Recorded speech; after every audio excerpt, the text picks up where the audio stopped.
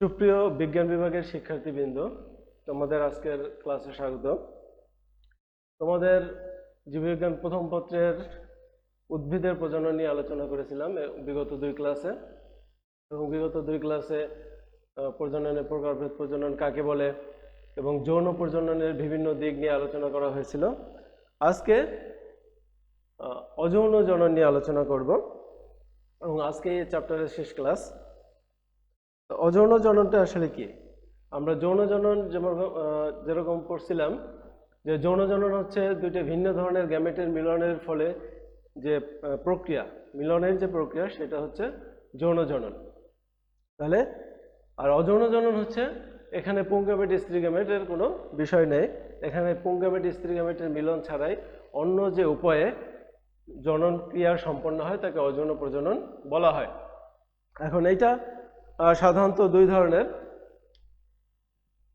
প্রথমত অযৌন স্পোরের মাধ্যমে,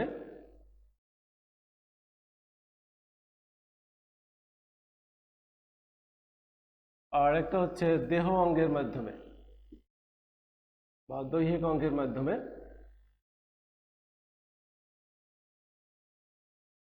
দুইটা পদ্ধতিতে অযৌন প্রজনন সম্পন্ন হয়।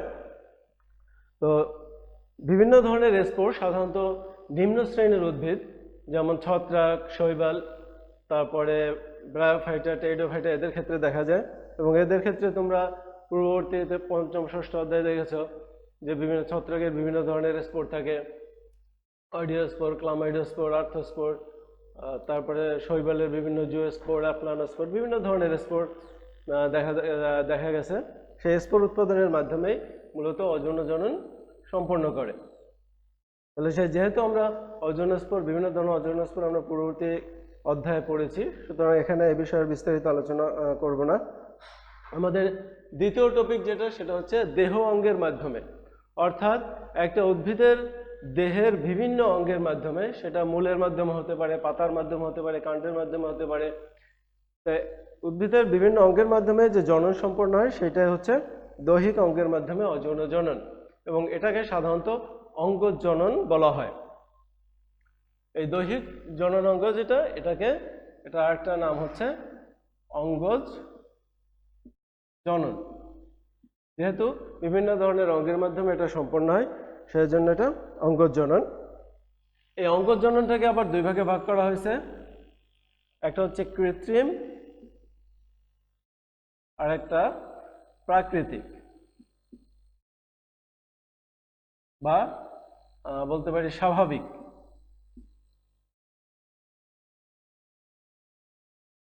তাহলে একটা কৃত্রিম অঙ্গজ প্রজনন আর একটা প্রাকৃতিক বা স্বাভাবিক অঙ্গজ প্রজনন।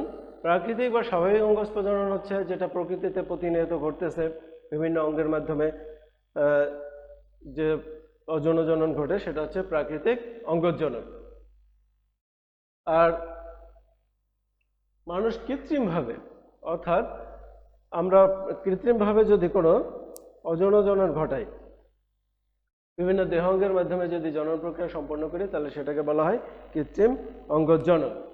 তাহলে এই স্বাভাবিক অঙ্গজ জনন এটা সাধারণত বিভিন্ন ধরনের হয়ে থাকে। এটা মূলত কোন অঙ্গ অযৌন জননে অংশগ্রহণ করে তার উপর ভিত্তি করে আমরা বিভিন্ন ভাগে ভাগ করতে পারি। যেমন এক নম্বরে হচ্ছে মূলের মাধ্যমে। মূল, বিভিন্ন ধরনের মূল আছে যে মূলগুলা মূলের মাধ্যমে অযৌন জনন সম্পন্ন করে থাকে, যেমন কাকরোল, পটল, ডালিয়া ইত্যাদি উদ্ভিদের মূল মূল থেকে মূল যদি আমরা অন্য জায়গায় লাগাই, উর্বর মাটিতে যদি একটা উদ্ভিদের থেকে মূল নিয়ে যদি একটা উর্বর জায়গায় স্থাপন করি বা রোপণ করি, তাহলে সেখান থেকে নতুন উদ্ভিদের সৃষ্টি হয়। তারপর আছে দুই নম্বরে কাণ্ড। কাণ্ড দ্বারা বিভিন্ন ধরনের হয়, যেমন গোল আলু। গোল আলুটা আসলে যদিও মাটির নিচে হয়, কিন্তু এটা আসলে হচ্ছে ভূনিম্নস্থ রূপান্তরিত কাণ্ড। এবং আমরা জানি যে গোল আলুর যে চোখগুলো আছে সেগুলো আলাদা আলাদা করে কেটে লাগালে আবার নতুন করে উদ্ভিদের সৃষ্টি হয়। তাহলে এটা হচ্ছে কাণ্ডের মাধ্যমে অযৌন জনন। একইভাবে আদা, পেঁয়াজ, হলুদ, ওলকচু বিভিন্নভাবে বিভিন্ন উদ্ভিদের কাণ্ড দ্বারা অযৌন জনন সম্পন্ন হয়ে থাকে। এরপর 3 নম্বরে পাতা। পাতার সবচেয়ে বড় উদাহরণ হচ্ছে পাথরকুচি পাতা। একটা পাথরকুচি পাতাকে যদি আমরা উর্বর মাটিতে যদি আমরা উপর করে রেখে দিই, তাহলে দেখা যাবে যে পাতার কিনারায় যে ছোট ছোট খাঁজ থাকে, সে দেখবে যে সেই খাঁজ থেকে এক একটা উদ্ভিদের উৎপত্তি ঘটে। তাহলে এভাবে পাতার মাধ্যমেও স্বাভাবিক অঙ্কুজ প্রজনন ঘটে থাকে।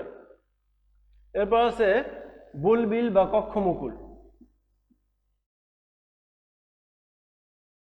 বুলবিলটা তোমাদের সবচেয়ে পরিচিত হবে, যে মেটি আলু আমরা যেটাকে বলি, মাটির নিচে সাধারণত হয়।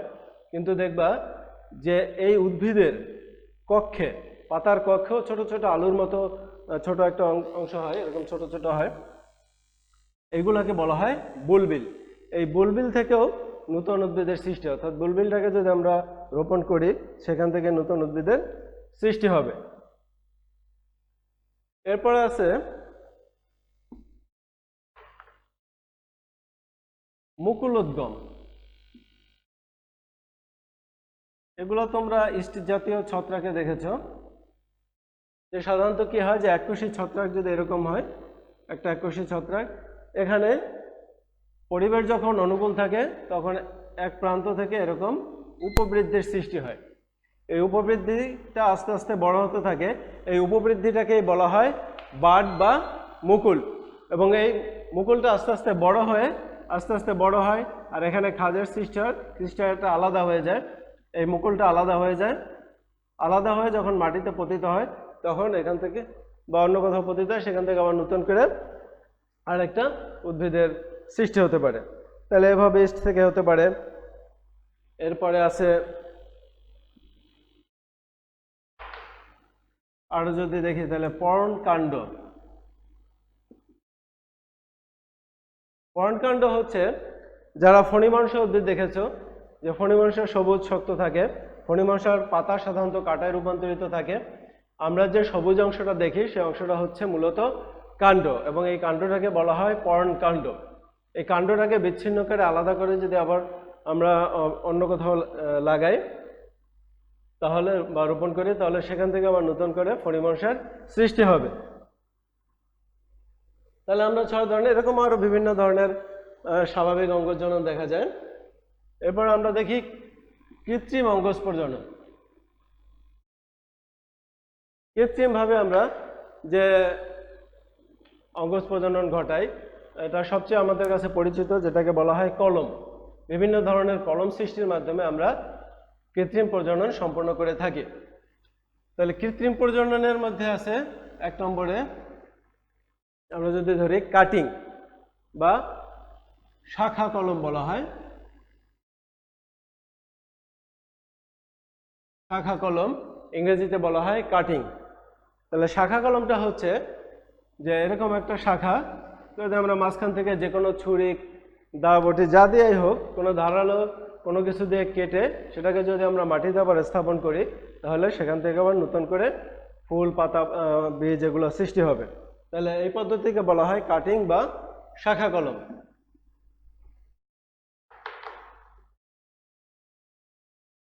দুই নম্বরে হচ্ছে দাবা কলম, ইংরেজিতে বলা হয় লেয়ারিং।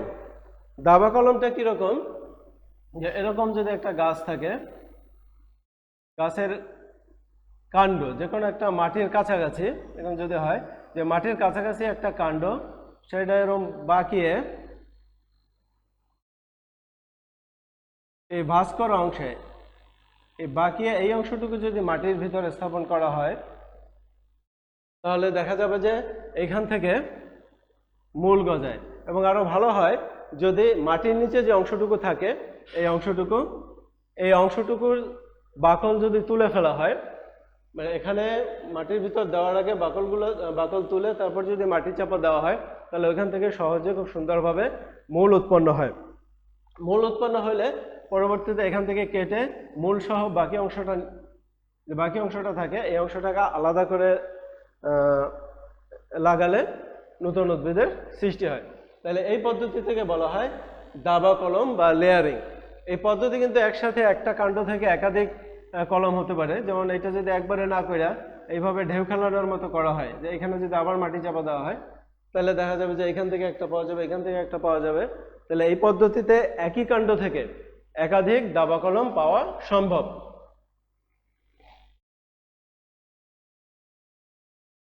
এরপরে 3 নম্বরে জোড় কলম।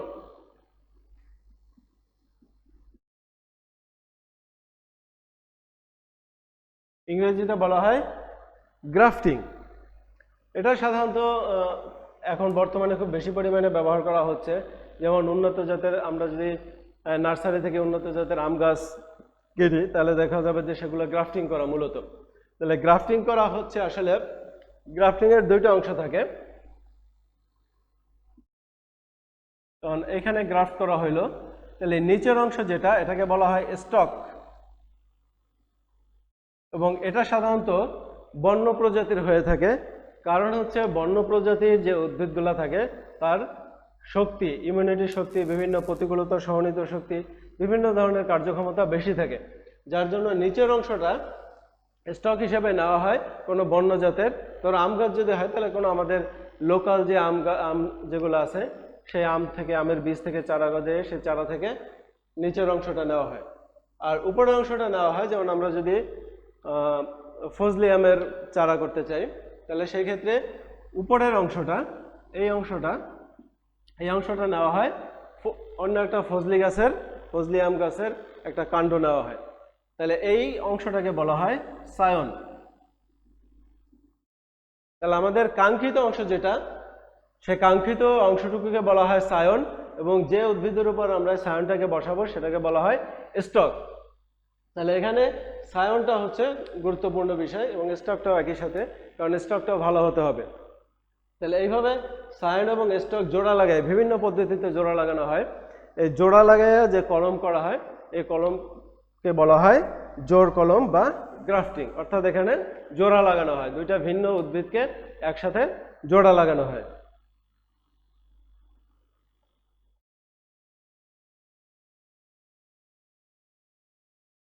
নাম্বার 4, গুটি কলম।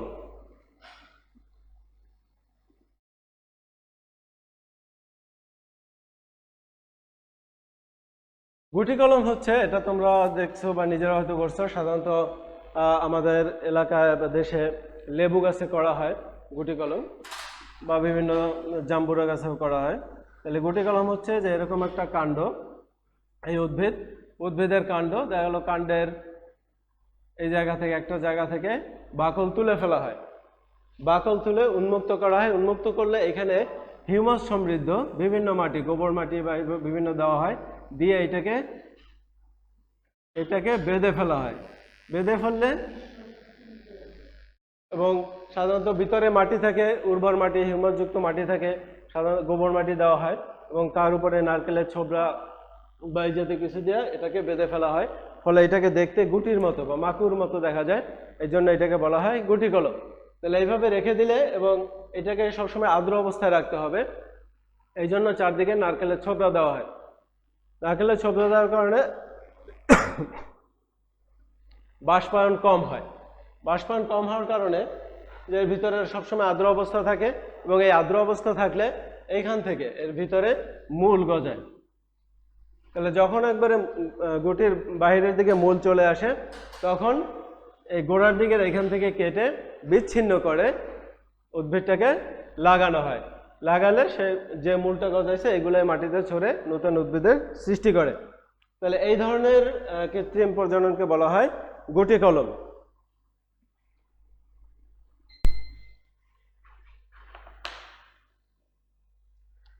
এরপরে আছে চোখ কলম।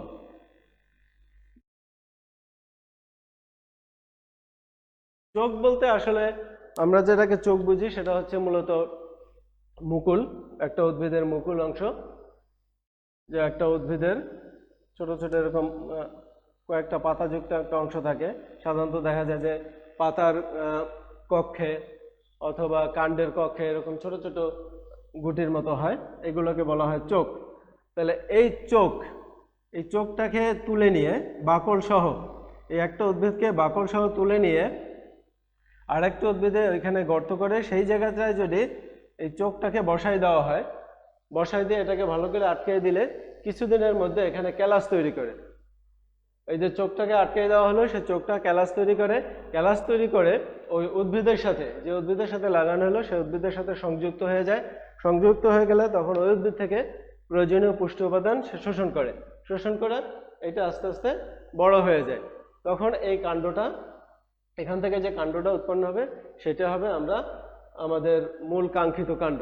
তাহলে এটা সাধারণত দেখা যায় যে আমাদের দেশে বিভিন্ন বড়ই গাছে এগুলো এই চোখ কলমটা করা হয়, যার ফলে একই গাছে বিভিন্ন ধরনের বড়ই পাওয়া যায়।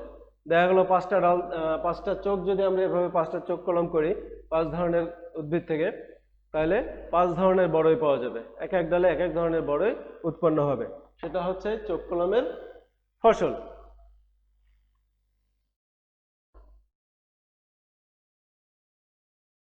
তো অজনজনন এই পর্যন্তই। এরপরে আর কিছু টার্ম আছে যেগুলো স্পেশাল টার্ম, যেগুলো স্বাভাবিক জনন না, যৌন জনন, অযৌন জনন বা অঙ্গজনন কোনো কিছুর ভিতরেই পড়ে না। সেটা হচ্ছে পার্থেনোজেনেসিস।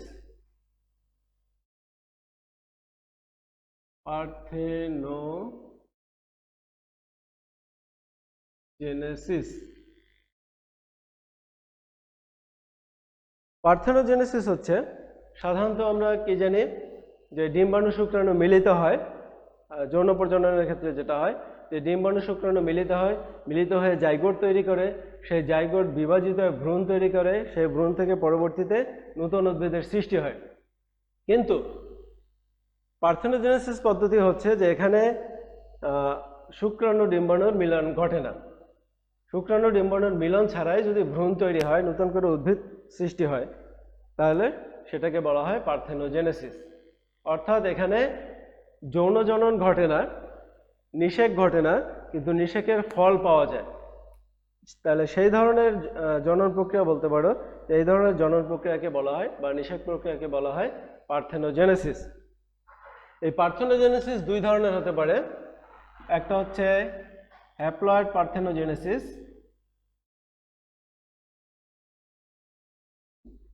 আর 2 নম্বর হচ্ছে ডিপ্লয়েড পার্থেনোজেনেসিস। তাহলে হ্যাপ্লয়েড কখন হবে আর ডিপ্লয়েড কখন হবে? আমরা এর আগে যৌন জননের ক্ষেত্রে দেখেছি যে এমব্রায়ো স্যাকের ভিতরে এখানে নিচে একটা ডিম্বাণু তৈরি হয়, পাশে 2টা সহকারী কোষ থাকে, বিপরীত দিকে 3টা প্রতিবাদ কোষ থাকে, মাঝখানে সেকেন্ডারি নিউক্লিয়াস থাকে। তাহলে এই যে স্ত্রী গ্যামেটোফাইট মিওসিসের ফলে সৃষ্টি হয়েছিল, যার ফলে এই যে 8টা কোষ, সব কোষগুলোই হ্যাপ্লয়েড। তাহলে এভাবে ডিম্বাণু তৈরি হওয়ার পরে এই ডিম্বাণু থেকে যদি ভ্রূণ তৈরি হয়, তাহলে সেই ভ্রূণটাই হবে হ্যাপ্লয়েড ভ্রূণ, এবং এই পদ্ধতিটাই হচ্ছে হ্যাপ্লয়েড পার্থেনোজেনেসিস। কিন্তু কোনো কারণে যদি এখানে মিওসিস না ঘটে, কারণ মূল উদ্ভিদ দেহ হচ্ছে ডিপ্লয়েড, মূল উদ্ভিদ দেহ আমাদের ডিপ্লয়েড, সেইখানে এভাবে মিওসিস ঘটার ফলে সেটা হ্যাপ্লয়েড হয়ে যায়। কিন্তু কোনো কারণে যদি মিওসিস না ঘটে, তাহলে কোষগুলা হ্যাপ্লয়েড হবে না, কোষগুলা ডিপ্লয়েড অবস্থায় থাকবে। তখন সেই ডিপ্লয়েড কোষ থেকে যদি পার্থেনোজেনেসিস ঘটে, তখন বলা হয় ডিপ্লয়েড পার্থেনোজেনেসিস। তাহলে আমরা সংক্ষেপে বা সহজে বলতে পারি যে হ্যাপ্লয়েড কোষ থেকে যদি পার্থেনোজেনেসিস ঘটে, তাহলে সেটা হচ্ছে হ্যাপ্লয়েড পার্থেনোজেনেসিস। ডিপ্লয়েড কোষ থেকে যদি ঘটে, তাহলে সেটা হচ্ছে ডিপ্লয়েড পার্থেনোজেনেসিস।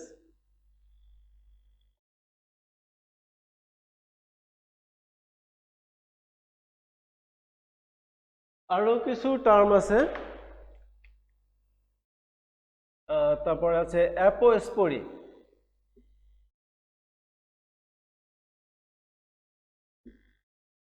অ্যাপোস্পোরিটা কি? অ্যাপোস্পোরিটা হচ্ছে, এটা হচ্ছে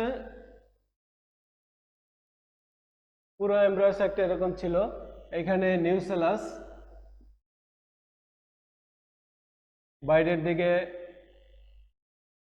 ডিম্বক ত্বক ছিল, এরকম আমরা ছবি এঁকেছিলাম। তাহলে এইগুলো হচ্ছে এখানকার যে কোষগুলো সেগুলো হচ্ছে নিউসেলাস। তাহলে অনেক সময় দেখা যায় এই নিউসেলাস থেকে অথবা এই যে ডিম্বক ত্বক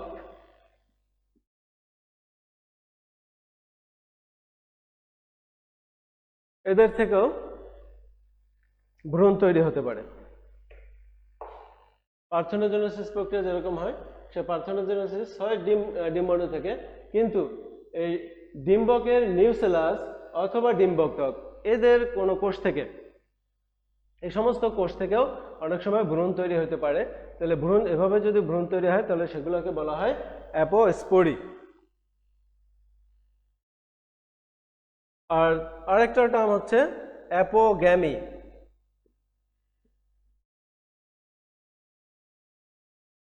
অ্যাপোগ্যামি হচ্ছে এই যে ভিতরের কোষগুলো, এই যে প্রতিপাদ কোষ, সেকেন্ডারি নিউক্লিয়াস, সহকারী কোষ, এই সমস্ত কোষ থেকে যখন ভ্রূণ সৃষ্টি হয়, অর্থাৎ এই যে এটা সহকারী, এটা হচ্ছে প্রতিপাদ কোষ,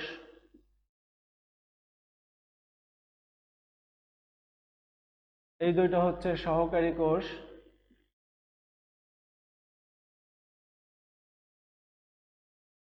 তাহলে এই সমস্ত কোষ থেকে যদি ভ্রূণ তৈরি হয় তাহলে সেগুলোকে আমরা বলি অ্যাপোগ্যামি। তাহলে কি হলো যে ডিম্বাণু থেকে নিষেক প্রক্রিয়া ছাড়া ডিম্বাণু থেকে যদি ভ্রূণ তৈরি হয় তাহলে সে পদ্ধতিকে বলবো পার্থেনোজেনেসিস। যদি ডিম্বকের ভিতরে নিউসেলাস, ডিম্বক ত্বক এই সমস্ত কোষ থেকে হয় তাহলে সেগুলোকে বলবো অ্যাপোস্পোরি। এবং যদি প্রতিপাদ কোষ, সহকারী কোষ এই সমস্ত কোষ থেকে ভ্রূণ তৈরি হয় তাহলে সেগুলোকে বলবো আমরা অ্যাপোগ্যামি। এইগুলো হলো বিশেষ ধরনের প্রজনন পদ্ধতি।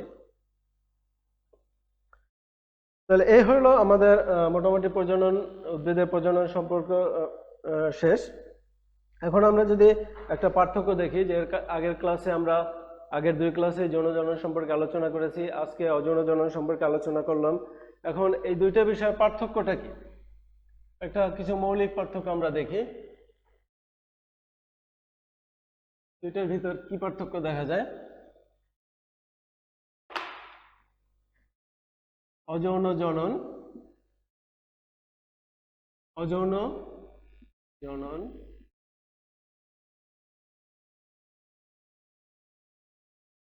যৌন জনন। আমরা যদি একটা ঘর করি পার্থক্যের বিষয়,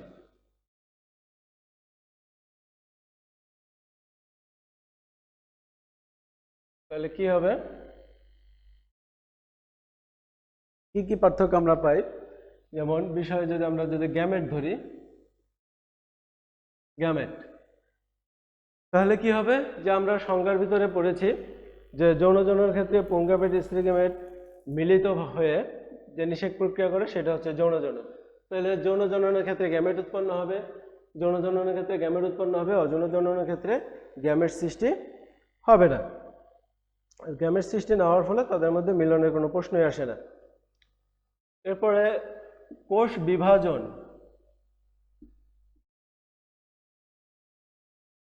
কোষ বিভাজন সাধারণত আমরা দুই ধরনের বলি, মাইটোসিস এবং মিওসিস। তাহলে এখন মাইটোসিস এবং মিওসিস উভয়ের দরকার আছে কিনা? কারণ অযৌন জননের ক্ষেত্রে এখানে কোনো ধরনের গ্যামেট তৈরি হয় না। গ্যামেট তৈরি না হওয়ার ফলে ডিপ্লয়েড কোষটা হ্যাপ্লয়েড কোষে পরিবর্তিত হওয়ার কোনো দরকার নেই, প্রয়োজন নেই।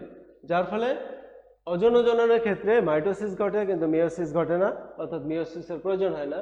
কিন্তু যৌন জননের ক্ষেত্রে যেহেতু গ্যামেট উৎপাদনের দরকার আছে তাহলে গ্যামেট হচ্ছে হ্যাপ্লয়েড, সুতরাং এখানে গ্যামেট মিওসিস এবং মাইটোসিস উভয়টাই দেখা যায়। 3 নম্বরে হচ্ছে বৈচিত্র্যতা।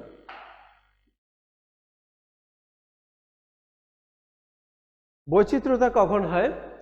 আমরা জানি যে মিওসিস কোষ বিভাজনের ক্ষেত্রে ক্রসিং ওভার ঘটে। ক্রসিং ওভারের ফলে জিনগত পরিবর্তন ঘটে। একটা নন সিস্টার ক্রোমাটিডের জিনে পরিবর্তন ঘটে, পরিবর্তন ঘটলে তার বৈশিষ্ট্যগত কিছু পরিবর্তন ঘটে, ফলে বৈচিত্র্যতা দেখা যায়। তাহলে যেহেতু অযৌন জননে মিওসিস ঘটে না, সুতরাং এখানে বৈচিত্র্যতা সৃষ্টি হয় না। কিন্তু যৌন জননে মিওসিস ঘটার কারণে তাদের মধ্যে বৈচিত্র্যতা দেখা যায়। অভিযোজন ক্ষমতা। অভিযোজন ক্ষমতা কি? যে পরিবর্তিত পরিবেশের সাথে খাপ খাইয়ে চলার সক্ষমতা, মানে পরিবেশ পরিবর্তন হইলে সে কতটুকু খাপ খাইয়ে চলতে পারে বা খাপ খাইয়ে নিতে পারে, সেই ক্ষমতাটাকে বলা হয় অভিযোজন ক্ষমতা। তাহলে অভিযোজন ক্ষমতা সাধারণত যৌন জননের ক্ষেত্রে বেশি হয়, কারণ ওখানে ভেরিয়েশন তৈরি হয়, মিওসিসের ফলে ক্রসিং ওভার কাটে ভেরিয়েশন তৈরি হয়, যার ফলে তাদের মধ্যে অভিযোজন ক্ষমতা বেশি থাকে। কিন্তু অযৌন জননের ক্ষেত্রে অভিযোজন ক্ষমতা কম হয়।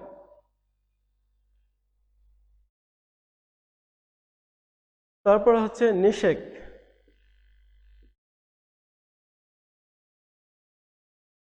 মানে নিষেক ঘটে কি ঘটে না, এটা সহজ উত্তর যে অযৌন জননে কোনো ধরনের নিষেক ঘটে না, নিষেকের কোনো প্রশ্নই নাই। আর যৌন জননের ক্ষেত্রে নিষেক ঘটে থাকে। তাহলে এই হলো তোমাদের মোটামুটি উদ্ভিদের প্রজনন চ্যাপ্টারের 10ম অধ্যায়ের কমপ্লিট। বিগত 2 ক্লাস, আজকে 1 ক্লাস, 3 ক্লাস মিলে মোটামুটি চ্যাপ্টারটা শেষ করার চেষ্টা করলাম। এরপরে কোনো প্রশ্ন থাকলে, কোনো ধরনের মতামত থাকলে তোমরা সেটা কমেন্টসে জানাইতে পারো বা মেসেঞ্জারের মাধ্যমে জানাইতে পারো। তো সবাইকে আন্তরিক ধন্যবাদ। আসসালামু আলাইকুম।